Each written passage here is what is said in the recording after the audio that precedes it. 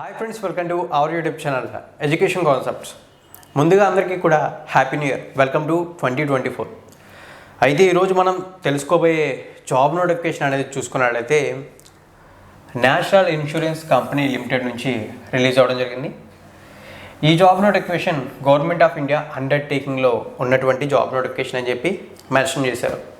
ఇక నోటిఫికేషన్లో ఎటువంటి పోస్టులు ఉన్నాయి, వేకెన్సీస్ ఎన్ని అనేది చూస్తే ఈ రిక్రూట్మెంట్లో టోటల్గా 274 పోస్టులను అయితే రిక్రూట్ చేస్తున్నారని చెప్పి మెన్షన్ అయితే చేశారు. ఇక పోస్టులు అనేవి చూసుకున్నట్లయితే మనకి అడ్మినిస్ట్రేటివ్ ఆఫీసర్ స్కేల్ 1కి సంబంధించిన పోస్టులు.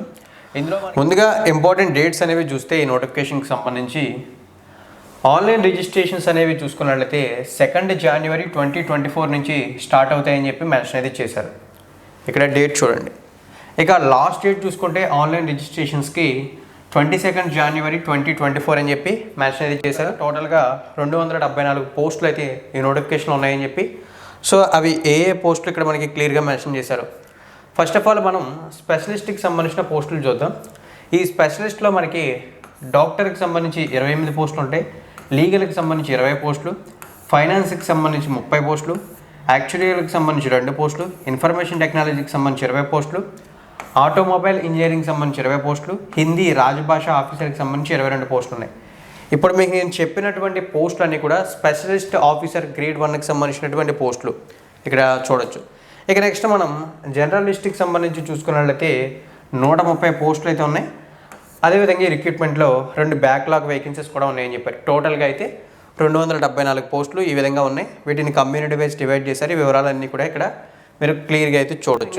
ఈ జాబ్కి అప్లై చేసే క్యాండిడేట్స్కి సంబంధించి సర్వీస్ కండిషన్స్ మెన్షన్ చేశారు, ప్రొబేషనరీ పీరియడ్, తర్వాత గ్యారంటీ బాండ్, వీటన్నిటికి సంబంధించిన డీటెయిల్స్ అనేది ఇచ్చారు.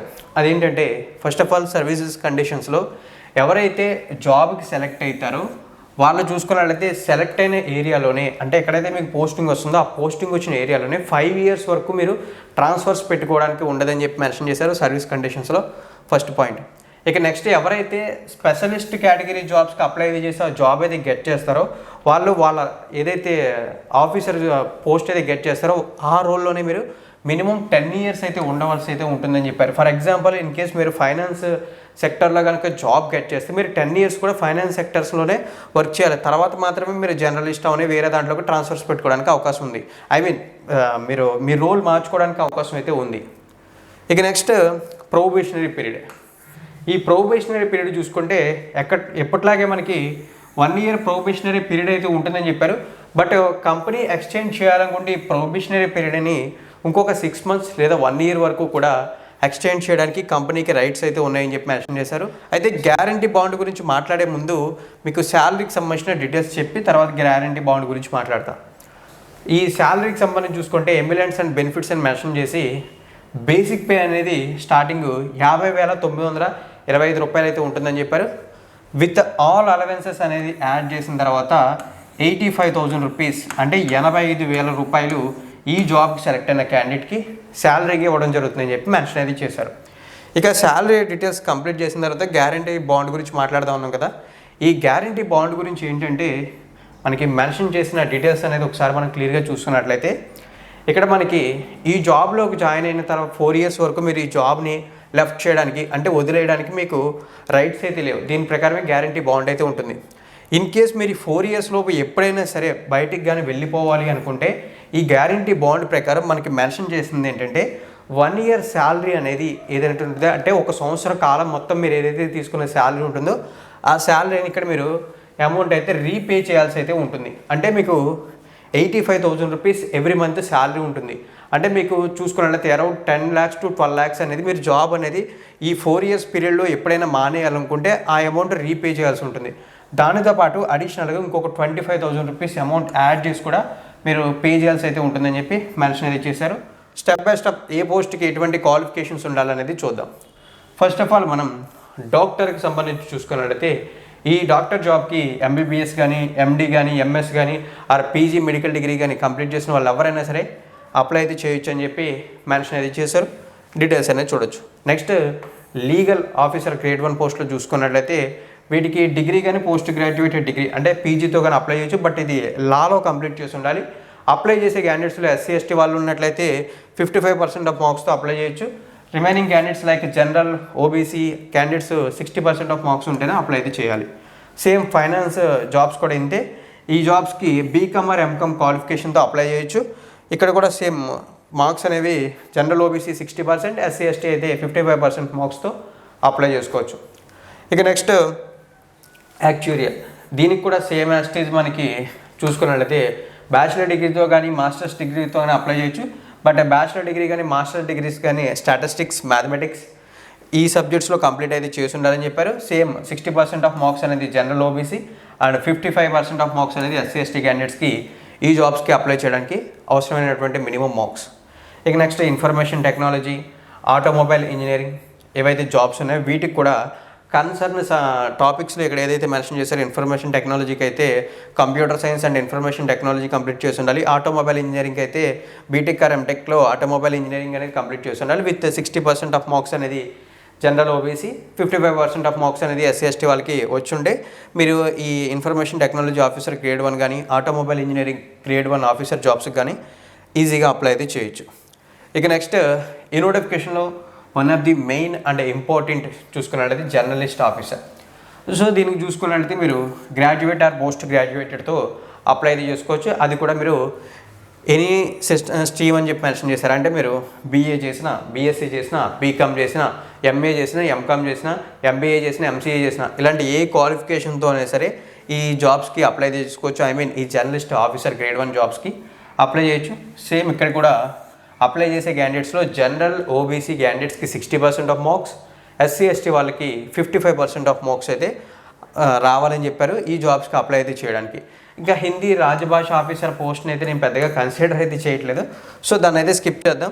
ఈ పోస్టులకి అప్లై చేయడానికి ఏ క్యాండిడేట్కి ఎంతెంత ఏజ్ ఉండాలి అనే దాని గురించి మాట్లాడదాం. I mean category wise.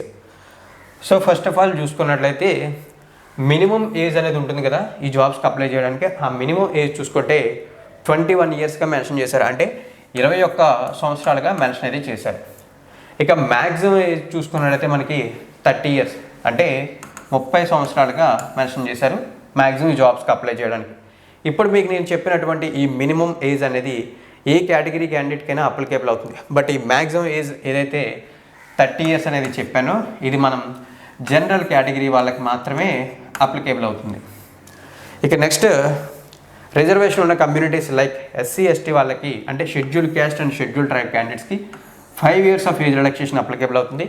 OBC candidates and other backward classes వాళ్ళకి 3 ఇయర్స్, పర్సన్ విత్ డిజేబిలిటీ వాళ్ళకి 10 years and also ex servicemen వాళ్ళకి కూడా 5 ఇయర్స్ అనేది ఏజ్ రిలాక్సేషన్ అప్లికేబుల్ అవుతుంది. అయితే ఫ్రెండ్స్ ఇక ఇప్పుడు మనం ఈ రిక్రూట్మెంట్కి సంబంధించిన సెలక్షన్ ప్రాసెస్ గురించి క్లియర్గా చెక్ చేస్తే ఇక్కడ మనకి మెన్షన్ చేసిన దాని ప్రకారం ఫేజ్ 1 ప్రిలిమినరీ ఎగ్జామ్ ఫస్ట్ స్టేజ్లో ఉంటుంది. ఫేజ్ 2 మెయిన్ ఎగ్జామినేషన్ అనేది సెకండ్ స్టేజ్లో ఉంటుంది. ఈ 2 స్టేజెస్ అనేది కంప్లీట్ అయిన తర్వాత ఇంటర్వ్యూ అనేది కండక్ట్ చేస్తారు. టోటల్లీ ఈ విధంగా మనకి ఇప్పుడు ఏవైతే మనం తెలుసుకున్నటువంటి పోస్టులు ఉన్నాయో వీటికి సంబంధించిన సెలక్షన్ ప్రాసెస్ అయితే ఉంటుంది. ఇక్కడ మీరు డీటెయిల్స్ అనేది క్లియర్గా చూడొచ్చు. ఫస్ట్ ఆఫ్ ఆల్ మనం ఏదైతే ఫేజ్ 1 ప్రిలిమినరీ ఎగ్జామినేషన్ ఉందో దానికి సంబంధించినటువంటి డీటెయిల్స్ చూద్దాం. ఇప్పుడు ఫేజ్ 1 ప్రిలిమినరీ ఎగ్జామినేషన్ గురించి చూస్తే టోటల్గా ఈ ప్రిలిమినరీ ఎగ్జామినేషన్ చూసుకుంటే 100 మార్క్స్కి జరుగుతుంది. టైం చూసుకున్నట్లయితే మనకి 60 మినిట్స్ అంటే 1 అవర్ టైం అయితే ఇవ్వడం జరుగుతుంది ఈ ప్రిలిమినరీ ఎగ్జామ్కి. ఎగ్జామ్ చూసుకుంటే బైలింగ్వల్లో జరుగుతుందని చెప్పారు. అంటే ఇంగ్లీష్ ఆర్ హిందీ లాంగ్వేజ్లో జరుగుతుంది. ఇక్కడ మీరు క్లియర్గా చూడొచ్చు. ఇక నెక్స్ట్ ఎగ్జామ్లో ఏ టాపిక్స్ ఉంటాయో చూస్తే ఎగ్జామ్లో మనకి ఇంగ్లీష్ లాంగ్వేజ్ ఉంటుంది. దీనికి సంబంధించి 30 questions and 30 marks. Reasoning ability ఇక్కడ కూడా మనకి 35 questions and 35 marks. Finally quantity aptitude same దీనికి కూడా 35 క్వశ్చన్స్ అండ్ 35 మార్క్స్. టోటల్గా చూసుకుంటే 100 క్వశ్చన్స్ అండ్ 100 మార్క్స్ అయితే ఉంటాయి. ఇక్కడ క్లియర్గా చూడొచ్చు. ఈ ఎగ్జామ్ మనకి ఆబ్జెక్టివ్ టైప్ ఆఫ్ పేపర్తో ఉంటుందని చెప్పి మెన్షన్ అయితే చేశారు. ఈ డీటెయిల్స్ మీరు ఇక్కడ క్లియర్గా అయితే చెక్ చేయొచ్చు. ఈ ఫేజ్ 1 ఎగ్జామినేషన్ ఏదైతే కంప్లీట్ అవుతుందో ఐ మీన్ ప్రిలిమినరీ ఎగ్జామినేషన్ ఏదైతే కంప్లీట్ అవుతుందో దాని తర్వాత మనకి మెయిన్ ఎగ్జామినేషన్ ఉంటుంది. ఈ మెయిన్ ఎగ్జామినేషన్ గురించి మాట్లాడితే టోటల్గా మనకి 250 మార్క్స్కి జరుగుతుందని చెప్పి మెన్షన్ అయితే చేశారు. ఇక్కడ చూసుకోవచ్చు. ఇక ఎగ్జామ్ డ్యూరేషన్ చూసుకుంటే 3 అవర్స్ ఉంటుంది. అంటే 3 గంటల సేపు ఈ ఎగ్జామ్ అయితే ఉంటుంది మెయిన్ ఎగ్జామ్. సో ఇక్కడ కూడా మనకి exam paper objective type of క్వశ్చన్స్తోనే ఉంటుందని చెప్పి క్లియర్గా మెన్షన్ అయితే చేశారు. ఈ డీటెయిల్స్ చూడొచ్చు. ఇక ఎగ్జామ్ పేపర్లో ఏమేమి టాపిక్స్ ఉంటాయనేది చూసుకున్నట్లయితే మనకి రీజనింగ్ ఉంటుంది, English language, general awareness, computer knowledge, quantity aptitude. మనకి ఈచ్ పార్ట్ కూడా 50-50 మార్క్స్ అనేది క్యారీ చేస్తుంది. అండ్ ఒక్కొక్క క్వశ్చన్ ఒక్కొక్క మార్కింగ్ క్యారీ చేయడం వల్ల క్వశ్చన్స్ కూడా సేమ్ ఈ విధంగానే ఉంటాయి. ఈ ఎగ్జామ్ కూడా మనకి బైలింగ్వల్లో ఉంటుంది, అంటే Hindi or English language papers అయితే ఉంటాయి. ఇప్పుడు మనం తెలుసుకున్నటువంటి ఈ మెయిన్ ఎగ్జామ్ అనేది జర్నలిస్ట్కి సంబంధించిన ఏవైతే 130 పోస్టులు ఉన్నాయో ఆ పోస్టులకు సంబంధించి, ఇక స్పెషలిస్ట్ ఆఫీసర్ గ్రేడ్ 1 పోస్టులు ఉన్నాయి కదా, వాటికి సంబంధించి మనం చూసుకోవాలనుకుంటే ఇక్కడ మనకి స్పెషలిస్ట్ ఆఫీసర్కి సంబంధించి స్పెసిఫిక్గా మార్పు ఏమి ఉండదు. ఇప్పటిదాకా మనం తెలుసుకున్న జర్నలిస్ట్ పోస్టులకి ఏ విధంగా ఉంటుందో అదే ఉంటుంది. బట్ ఇక్కడ అడిషనల్గా మనకి ఏదైతే స్పెషలిస్ట్ స్ట్రీమ్ అయితే ఉంటుందో ఆ స్ట్రీమ్కి సంబంధించిన నాలెడ్జ్ని చెక్ చేసే విధంగా అడిషనల్గా క్వశ్చన్స్ అనేవి యాడ్ అవుతాయి. సో ఇక్కడ మనకి ఓవరాల్గా ఎటువంటి మార్పు అయితే ఉండదు. సో ఓవరాల్గా ఇది అయితే మీరు చూసుకోవచ్చు. సో అయితే మనకి ఏదైతే ఈ ఎగ్జామ్స్ అయితే కంప్లీట్ అవుతాయి, ప్రిలిమినరీ అండ్ మెయిన్ ఎగ్జామ్స్, ఆ తర్వాత చూసుకుంటే మనకి ఇంగ్లీష్ నాలెడ్జ్ని చెక్ చేసే విధంగా ఒక 30 మార్క్స్కి డిస్క్రిప్టివ్ టెస్ట్ ఒకటి అయితే జరుగుతుందని చెప్పారు. ఇందులో ఇంగ్లీష్ లాంగ్వేజ్కి సంబంధించినటువంటి ఎస్సే రైటింగ్, మనకి కాంప్రహెన్షన్ అండ్ పారాసిస్ అయితే ఉంటాయని చెప్పి మెన్షన్ చేస్తారు. టోటల్గా 30 మార్క్స్ అండ్ 30 minutes టైం అయితే ప్రొవైడ్ అయితే చేస్తారు. సో ఇక్కడ మీరు క్లియర్గా అయితే చూడొచ్చు. ఇది కూడా మీరు క్వాలిఫై అయితే అవ్వాల్సి అయితే ఉంటుంది. సో ఈ విధంగా మనకి ఇవైతే కంప్లీట్ అయినాయి కదా. అయితే మనకి ప్రిలిమినరీ అండ్ మెయిన్ ఎగ్జామ్స్ కూడా నెగిటివ్ మార్కింగ్ అనేది అప్లికేబుల్ అవుతుందని చెప్పి మెన్షన్ చేశారు. సో స్టార్టింగ్ మెన్షన్ చేయలేదు, బట్ బాటంలో మెన్షన్ చేశారు. ఆ నెగిటివ్ మార్కింగ్ చూసుకుంటే 1/4 అని చెప్పి మెన్షన్ చేశారు. అంటే ఈచ్ రాంగ్ ఆన్సర్కి 1/4 నెగిటివ్ మార్కింగ్ అనేది అప్లికేబుల్ అవుతుంది. ఈ డీటెయిల్స్ని ఇక్కడ మీరు క్లియర్గా చెక్ చేయొచ్చు.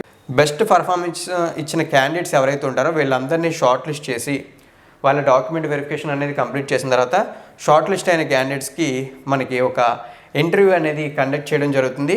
ఆ ఇంటర్వ్యూకి సంబంధించినటువంటి సెంటర్ డీటెయిల్స్, వెన్యూ అంటే సెంటర్ ఎక్కడ ఉంటుంది, టైం ఏ డేట్, ఇవన్నీ డీటెయిల్స్ కూడా షార్ట్ లిస్ట్ అయిన క్యాండిడేట్స్కి త్రూ మెయిల్స్ ద్వారా ఫార్వర్డ్ చేయడం జరుగుతుందని చెప్పి మెన్షన్ చేశారు. సో ఇక్కడ మీరు డీటెయిల్స్ అనేది చూడొచ్చు. ఇక్కడ ఇంటర్వ్యూ పార్ట్కి సంబంధించిన డీటెయిల్స్ కూడా క్లియర్గానే మెన్షన్ అనేది చేశారు. ఇవన్నీ కూడా ఇక్కడ మీరు చూడొచ్చు. సో ఈ అప్లికేషన్ ఫీజు అనేది చూసుకుంటే ముందుగా మెన్షన్ చేసింది ఏంటంటే నాన్ రీఫండబుల్ అని చెప్పి మెన్షన్ చేశారు. అంటే వన్స్ ఒకసారి కనుక మీరు పే చేస్తే ఆన్లైన్లో మీకు ఆ అమౌంట్ అనేది రీఫండ్ అవ్వదు. మీరు ఇన్ కేస్ ఎగ్జామ్స్కి అటెంప్ట్ కాకపోయినా అప్లికేషన్ అనేది మిడిల్లో స్టాప్ చేసినా సరే మీకు పే చేసిన అప్లికేషన్ ఫీజు రీఫండ్ అయితే అవ్వదు. అప్లై చేసే క్యాండిడేట్స్లో SC, ST and person with benchmark disability candidates ఎవరైతే ఉంటారో వాళ్ళకి 250 రూపీస్ అంటే 250 రూపాయలు పే చేయాలి, ఇంక్లూడింగ్ జిఎస్టీ అని చెప్పి మెన్షన్ అయితే చేశారు. ఇక next all other then SC, ST and person with benchmark disability అని చెప్పి మెన్షన్ చేశారు. అంటే general, OBC and economically weaker section candidates వేరే చూసుకున్నట్లయితే 1000 రూపాయల అప్లికేషన్ ఫీజు పే చేయాలి, ఇంక్లూడింగ్ జిఎస్టీ. ఇక్కడ మీరు డీటెయిల్స్ అనేది చూడొచ్చు. ఓవరాల్గా ఇక్కడ మనకి డీటెయిల్స్ అయితే ప్రొవైడ్ చేశారు. ఇక ఈ రిక్రూట్మెంట్కి సంబంధించినటువంటి ఫైనల్ డీటెయిల్స్లోకి వస్తే ఎగ్జామ్ సెంటర్స్ కూడా కాస్త ఇంట్రెస్టింగ్గానే ఉన్నాయి. First of all phase 1 exam ఏదైతే ఉందో దానికి సంబంధించిన ఎగ్జామ్ సెంటర్స్ చూస్తే phase 1కి సంబంధించి ఆంధ్రప్రదేశ్లో మనకి విజయవాడ, విశాఖపట్నం అండ్ ఒంగోలు ఈ 3 ఎగ్జామ్ సెంటర్స్కి ఇవ్వడం జరిగింది. తెలంగాణకి సంబంధించి చూసుకున్నట్లయితే తెలంగాణలో మనకి హైదరాబాద్ ఆ రంగారెడ్డి లేదా వరంగల్ ఈ 3 ఎగ్జామ్ సెంటర్స్గా ఇవ్వడం అయితే జరిగింది. సో ఇక్కడ మీరు చూడొచ్చు. ఇవైతే ఇప్పుడు ప్రిలిమినరీకి సంబంధించి అండ్ మెయిన్స్కి సంబంధించి కూడా ఎగ్జామ్ సెంటర్స్ ఇచ్చారు. ఈ phase 2 మెయిన్ ఎగ్జామ్స్కి సంబంధించిన ఎగ్జామ్ సెంటర్స్ అనేవి చూసుకున్నట్లయితే మనకి ఆంధ్రప్రదేశ్ అండ్ తెలంగాణకి సంబంధించి హైదరాబాద్ ఒక్కటే ఎగ్జామ్ సెంటర్గా అయితే ఉంది. సో ఓవరాల్గా ఏదైతే మనకి రీసెంట్గా రిలీజ్ అయినటువంటి ఈ జాబ్ నోటిఫికేషన్ ఉందో ఆ నోటిఫికేషన్ సంబంధించినటువంటి ఫుల్ డీటెయిల్స్ అయితే ఇవి. ఇన్ కేస్ మీరు ఒక మంచి శాలరీ అంటే అరౌండ్ 1 lakh దగ్గరలో ఉంది కదా శాలరీ, 85,000, ఈ శాలరీతో ఒక మంచి జాబ్ కావాలి అని మీరు వెయిట్ చేస్తుంటే ఇక్కడ మెన్షన్ చేసినటువంటి క్వాలిఫికేషన్స్ మీకు ఉన్నాయి అనుకుంటే మీరు ఈ జాబ్స్కి అప్లై అయితే చేయండి. మోస్ట్లీ ఎక్కువ మంది ఈ జర్నలిస్ట్ పోస్టులకి అప్లై అయితే చేస్తారు. ఎందుకంటే ఈ జర్నలిస్ట్ ఆఫీసర్ గ్రేడ్ 1 పోస్టులకి చూసుకుంటే జస్ట్ ఓన్లీ డిగ్రీ క్వాలిఫికేషన్స్తోనే అప్లై చేసుకోవచ్చు. విత్ 60% ఆఫ్ మార్క్స్ ఉంటాయి general OBC candidates and 55% of marks ఉంటే SC/ST క్యాండిడేట్స్ అప్లై చేయొచ్చు. మోస్ట్ ప్రాబబ్లీ జాబ్ లొకేషన్ అనేది ఆల్ ఓవర్ ఇండియా మొత్తం మీద కూడా ఉంటుంది. మీకు ముంబై రావచ్చు, కోల్కతా, హైదరాబాద్ లేదా చెన్నై, ఇటువంటి వేరియస్ మేజర్ సిటీస్లో మీకు జాబ్ లొకేషన్స్ అనేవి ఉంటాయి, బెంగళూరు. బట్ వన్స్ జాబ్ వస్తే మీరు 5 years వరకు అక్కడే చేయాల్సి అయితే ఉంటుంది, journalist officer or specialist officer అయినా సరే. సో ఓవరాల్ డీటెయిల్స్ అయితే ఇవి. మీకు డౌట్స్ ఏమైనా ఉంటే తప్పనిసరిగా కామెంట్ సెక్షన్లో కామెంట్ చేయండి. నా ఎక్స్ప్లెనేషన్ ఇంట్రెస్టింగ్గా ఉందనిపిస్తే లైక్ అయితే సపోర్ట్ చేయండి. మరిన్ని ఇటువంటి రెగ్యులర్ జాబ్ నోటిఫికేషన్స్ కోసం మన ఛానల్ని సబ్స్క్రైబ్ చేసి నోటిఫికేషన్స్ కోసం బెల్ ఐకాన్ యాక్టివేట్ చేయండి. థ్యాంక్ యూ ఫ్రెండ్స్, వీడియోని ఎండింగ్ వరకు వాచ్ చేసినందుకు.